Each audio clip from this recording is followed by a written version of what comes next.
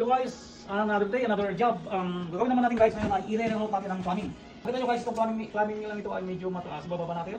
Makabang kayo ng para sa laundry. So, kami guys, ang plumbing tayo.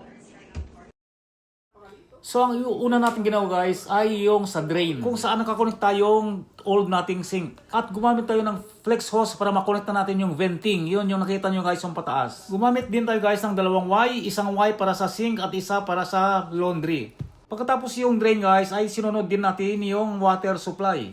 Kung makikita nyo guys yung red yan ang hot water. At isinunod ko na rin yung blue, yun yung cold water. Kailan masunod kasi guys yung color code para in case na magka-problema ay madali mong i-trace. Para madaling i-trace guys kung cold or hot water. Anong ginagawa natin guys ngayon ay yung water supply ng sink. Sana guys panoorin nyo yung mga susunod na video para makita nyo kung anong maging itsura itong kitchen na ito. Okay guys, finally dito naman sa kitchen ay natapos na natin yung sa plumbing ng water supply and drain. Kung makikita nyo guys, ito lang dati ang mayroong plumbing.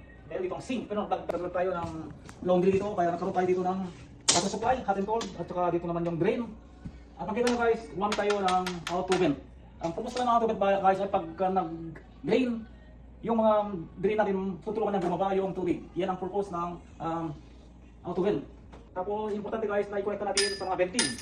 Ito pala guys, ang bawat P-trap dapat meron kang venting. So kaya importante guys na meron kang venting in every P-trap.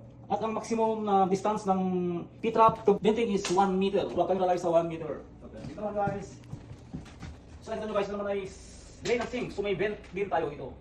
Ang water supply ng dishwasher guys ay hot water guys. Kaya nakita nyo, ang kulay niya ay yung red means hot water. Ang blue means cold. So makita nyo guys, ito may drain din siya. Sariling drain dito. So guys, nilagyan natin ng temporary na cap at inon natin yung sa valve para matest natin within 24 hours kung walang problema yung plumbing natin.